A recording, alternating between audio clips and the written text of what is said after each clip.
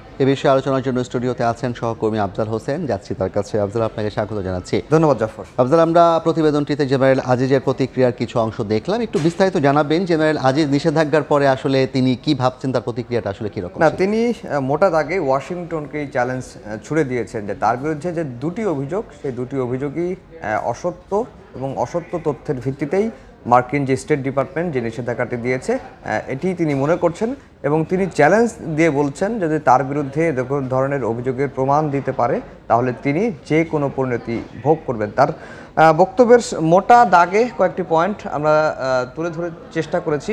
তিনি যেটি বলেছেন যে আল জাজিরার তথ্যচিত্রটি ছিল নাটক। আল জাজিরা যে 2021 সালের যে একটি তথ্যচিত্র নির্মাণ করেছিল all the prime minister man's, সেখানে যে নাটক মঞ্চস্থ করা হয়েছিল তারই ভিত্তিতেই মার্কিন স্টেট ডিপার্টমেন্ট এটি করেছে এবং যুক্তরাষ্ট্রের নিষেধাজ্ঞায় অসত্য তথ্য তিনি যে অসত্য তথ্যগুলো দেওয়া হয়েছে তার বিস্তারিত তিনি ব্যাখ্যাও কিন্তু আজকে গণমাধ্যমে দিয়েছেন। নিষেধাজ্ঞায় তিনি অবাক হয়েছেন আজকে তিনি যখন এই নিষেধাজ্ঞার খবরটি তার এক বন্ধুর মাধ্যমে তিনি জানতে পারেন এবং তিনি নিষেধাজ্ঞার যে বিবৃতিটি তিনি পড়েছেন, পড়ে তিনি আজকে গণমাধ্যমকে বলেছেন তিনি অবাক হয়েছেন।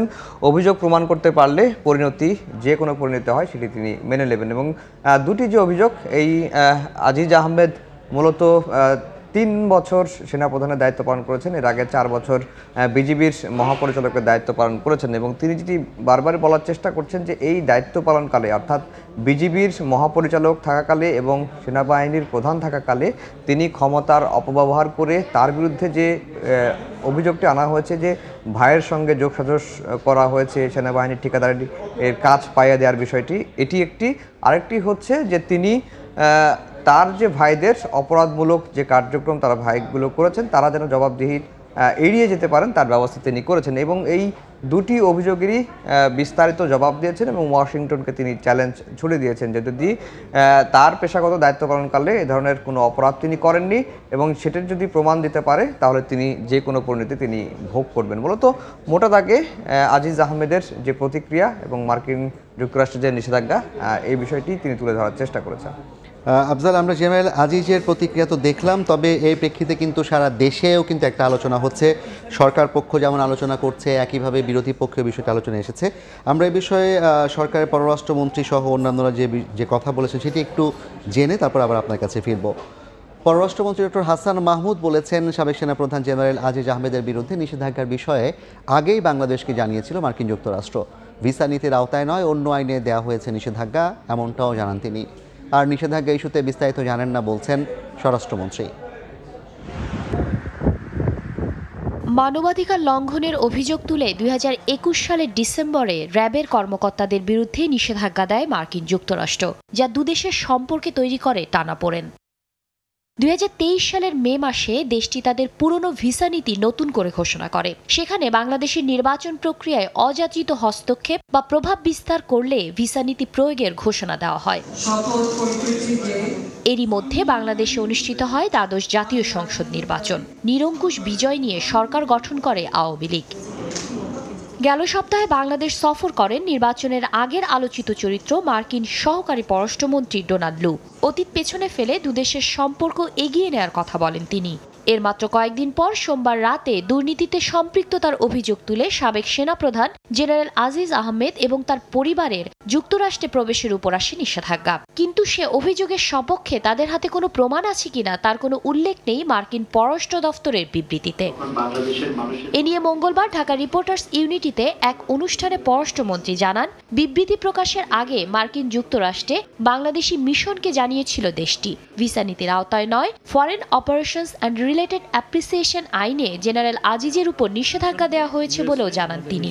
ইউএসএতে আমাদের মিশনকে আগে জানানো হয়েছে, অর্থাৎ এটা পাবলিক করার আগে জানানো হয়েছে। সেনাবাহিনীর বিষয়ের ক্ষেত্রে এই মুহূর্তে কিছু বলতে চাই না, যেহেতু সাবেক সেনাপ্রধান, এটি সেনাবাহিনীর বিষয়। অর্থাৎ যে ভিসা নীতি ঘোষণা করা হয়েছিল সেটির অধীনে তাকে ভিসা রেস্ট্রিকশন দেওয়া হয়নি, অন্য অ্যাক্টের অধীনে তাকে ভিসা রেস্ট্রিকশন দেওয়া হয়েছে।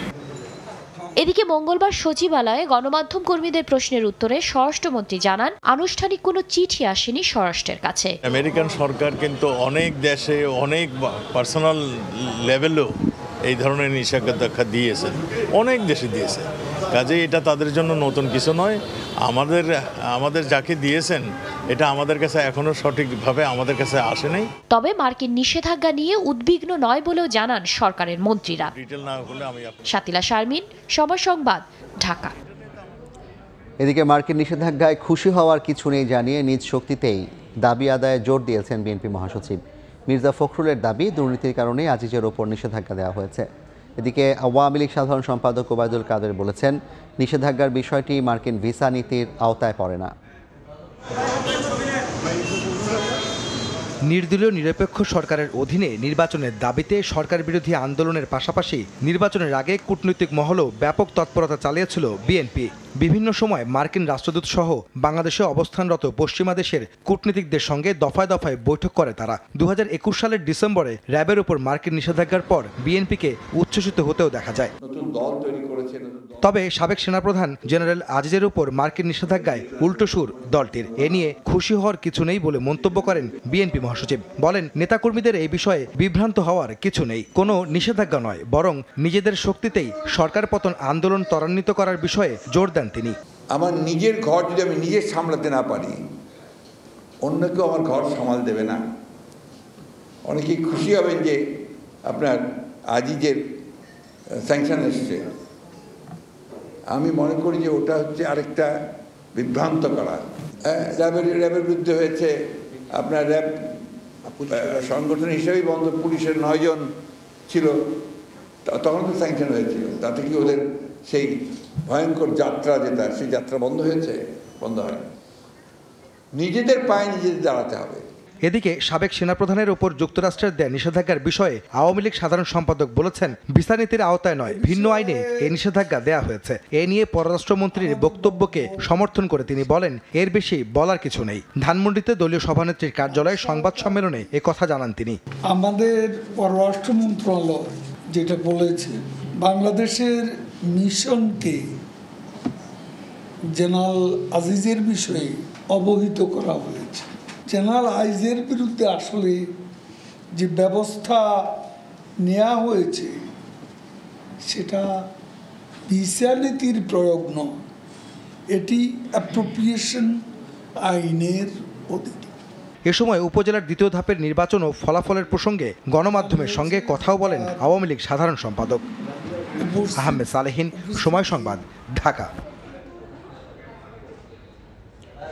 আফজাল, পরপর দুটি প্রতিবেদনে কিন্তু আমরা সরকারের দুজন মন্ত্রী এবং একই সাথে আওয়ামী লীগ এবং বিএনপির মুখপাত্রদেরকেও দেখলাম, তারা কথা বলেছেন এই বিষয়টি নিয়ে। তার মানে আসলে মার্কিন নিষেধাজ্ঞা নিয়ে এক ধরনের রাজনৈতিক কথা চালাচালিও চলছে, জেনারেল আজিজ আহমেদের উপর যে নিষেধাজ্ঞা, এই বিষয়টি একটু বিস্তারিত বলবেন। না, আসলে ডোনাল্ড লু মার্কিন সহকারী পররাষ্ট্রমন্ত্রীর যে বাংলাদেশ সফরের সপ্তাহ না যেতেই এ ধরনের নিষেধাজ্ঞা নিয়ে যতটা না জোরালোভাবে রাজনীতির মাঠে আলোচনা হওয়ার কথা ছিল, আমরা কিন্তু খুব একটা ওরকম আজকে দেখি নাই। দুপক্ষই কিন্তু একেভাবে মানে সংযত থেকেই প্রতিক্রিয়া দেখেছেন। আজকে বিএনপির মহাসচিব যেটি বলেছেন যে আজিজের উপর নিষেধাজ্ঞাই সরকারের দুর্নীতির প্রমাণ। এবং আপনার মনে আছে কিনা জাফর, যে 2021 সালে যখন র্যাবের সাবেক বর্তমান 7 জন কর্মকর্তার বিরুদ্ধে ভিসা নিষেধাজ্ঞা দেওয়া হলো, এরপরে বিএনপির তরফ থেকে অনেকটা উচ্ছ্বসিত মনে হয়েছিল, সমাবেশেও তারা এই ধরনের বক্তব্যগুলো দিয়ে এসেছিল। কিন্তু আজকে যখন আজিজ আহমেদের বিরুদ্ধে এ ধরনের নিষেধাজ্ঞা আসলো, তখন তারা খুব একটা রাগঢাক রেখে সংগতভাবেই প্রতিক্রিয়া দিয়েছেন এবং তিনি বলেছেন যে এই নিষেধাজ্ঞাতে বিএনপি নেতাকর্মীদের খুশি হওয়ার কিছু নেই, অন্য কোনো দেশ তাদের পক্ষ হয়ে কাজ করবে এটি তিনি মনে করেন না। এবং তিনি বলছেন যে নিজেদের শক্তি বা নিজেদের জনবল দিয়েই নিজেদের আন্দোলন নিজেদেরই করতে হবে, নিজেদের আন্দোলন নিজেরা করেই আন্দোলন সফলতার দিকে এগিয়ে নিতে হবে। আওয়ামী লীগ নেতারাও বলেছেন যে আজিজের নিষেধাজ্ঞার বিষয়টি দূতাবাসকে আগেই জানানো হয়েছিল, এটি পররাষ্ট্রমন্ত্রী বলেছেন। এবং এই যে নিষেধাজ্ঞা, এটি আসলে ভিসা নীতির প্রয়োগ নয় বা ভিসা নীতির আওতায় নয়, ভিসা নীতির আওতায় নয়, এটি আসলে পরিষ্কারভাবেই বোঝা যায় যে যাদেরকে ভিসা নীতির আওতায় নিষেধাজ্ঞা দেওয়া হয় সেটি আসলে কারো নাম প্রকাশ করা হয় না। যেহেতু এটি আজিজ আহমেদের নাম প্রকাশ করা হয়েছে, তার পরিবারের ওপর নিষেধাজ্ঞা দেওয়া হয়েছে এবং এটি বিবৃতির মাধ্যমেই জানিয়ে দেওয়া হয়েছে, সেই কারণেই কিন্তু বাংলাদেশের পররাষ্ট্রমন্ত্রী তিনি বলেছেন যে এটি ভিসা নীতির প্রয়োগ নয় এবং আগে ভাগেই বাংলাদেশের যে মিশনকে দূতাবাস ছিল জানানো হয়েছিল। যুক্তরাষ্ট্রে তাদেরকে জানানো হয়েছিল নিষেধাজ্ঞা নিয়ে কথা বলতে চান না ওবায়দুল কাদের, এবং তিনি যেটি বলেছেন যে পররাষ্ট্রমন্ত্রী যে কথাটি বলেছেন সেইটি আসলে এখন পর্যন্ত চূড়ান্ত কথা, এর বাইরে নতুন করে বলার কিছু নেই। তারপরেও আজিজ আহমেদের এই যেহেতু সাবেক সেনাপ্রধান এবং তার উপরে যে নিষেধাজ্ঞাটি এসেছে এবং তার পরিবারের উপরে নিষেধাজ্ঞাটি এসেছে, এটি নিয়ে গত কয়েকদিন বা আগামী কয়েকদিন রাজনীতিতে কথাবার্তা উঠবে, এটি কিন্তু স্বাভাবিক। অনেক ধন্যবাদ আফজাল আপনাকে। আপনার মাধ্যমে আমরা বেশ অনেকগুলো তথ্য এই বিষয়ে জানতে পারলাম, আপনাকে ধন্যবাদ। ধন্যবাদ। আমাদের সঙ্গে যুক্ত ছিলেন সহকর্মী আফজাল হোসেন, জানাচ্ছিলেন সাবেক সেনাপ্রধান জেনারেল আজিজের ওপর যে মার্কিন নিষেধাজ্ঞা সেই বিষয় নিয়ে আজকে বাংলাদেশে এবং রাজনীতির মাঠে যে আলোচনা, পাশাপাশি আজিজের প্রতিক্রিয়া সে বিষয়ে বিস্তারিত।